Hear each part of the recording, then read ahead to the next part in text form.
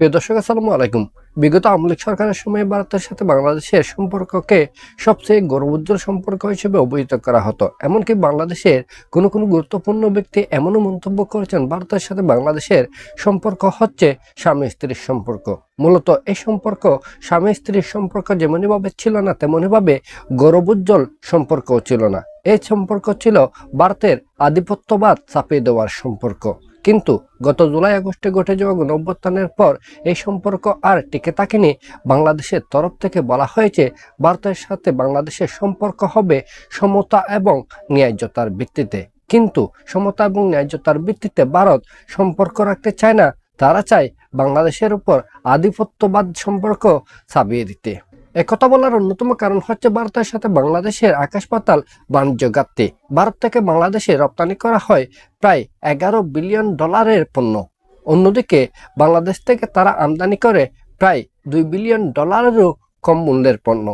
অথচ উভয় দেশের সাধারণ জনগণের অভিপ্রায় হচ্ছে ভারতের সাথে বাংলাদেশের দ্বিপাক্ষিক বাণিজ্যে কোনো ঘাটতি থাকবে না, বাণিজ্য হবে সমানে সমান।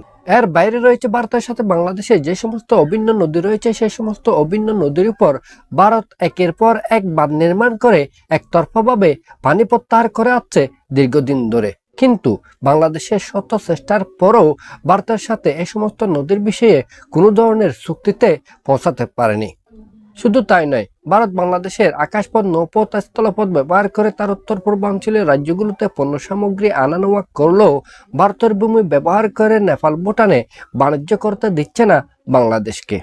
এর বাইরেও ভারত তার উত্তর পূর্বাঞ্চলীয় রাজ্যগুলোর নিরাপত্তার জন্য যে উদ্বেগ উৎকণ্ঠায় ছিল, সে উদ্বেগ উৎকণ্ঠা নিরসন করে বাংলাদেশ সর্বাত্মক সহযোগিতা করেছে এ সমস্ত রাজ্যগুলোর নিরাপত্তা বিধান নিশ্চিত করার জন্য। অথচ আমরা সংবাদ মাধ্যমে দেখেছি ভারতের তরফ থেকে আমাদের পার্বত্য চট্টগ্রামের সন্ত্রাসীদেরকে উস্কানি দেওয়া হচ্ছে, তাদেরকে ট্রেনিং দিয়ে বাংলাদেশের অভ্যন্তরে অস্থিতিশীল পরিবেশে সৃষ্টি করার জন্য সহায়তা করা হচ্ছে। এর বাইরেও যে বিষয়টি উদ্বেগ উৎকণ্ঠার, সেটি হচ্ছে বিগত আওয়ামী লীগ সরকারের সময়ে তিস্তার পানি বন্টন চুক্তি হওয়ার কথা থাকলেও সে তিস্তার পানি বন্টন চুক্তি করতে সম্মত হয়নি ভারত বিভিন্ন অজুহাতে। এর পরে শেখ হাসিনার সরকার চীনের সাথে তিস্তা মহাপরিকল্পনা বাস্তবায়নের উদ্যোগ গ্রহণ করলেও সেখানেও বেটু প্রদান করে আমাদের প্রতিবেশী দেশ ভারত।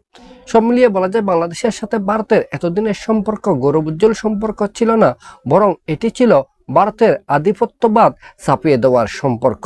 তাই বাংলাদেশের তরফ থেকে বলা হচ্ছে আগামী দিনে বাংলাদেশের সাথে ভারতের সম্পর্ক হবে সমতার ভিত্তিতে, ন্যায্যতার ভিত্তিতে। রাষ্ট্রের সাথে রাষ্ট্রের সম্পর্ক, জনগণের সাথে জনগণের সম্পর্ক। এই বিষয়ে ভারতের একজন আন্তর্জাতিক বিষয়ক বিশেষজ্ঞ শ্রীরাধা দত্ত বলেছেন, বাংলাদেশ যদি ভারতের নিরাপত্তাগত বিষয়গুলো আমলে নেয়, তাহলে বাংলাদেশের সাথে ভারতের সম্পর্ক সমতার ভিত্তিতে এবং ন্যায্যতার ভিত্তিতে হতে কোনো অসুবিধা নেই। আমাদের সকলেরই চাওয়া হচ্ছে এটি। আমাদের পরবর্তী ভিডিও পাওয়ার জন্য আমাদের এই চ্যানেলটি সাবস্ক্রাইব করবেন। সবাইকে ধন্যবাদ। আসসালামু আলাইকুম।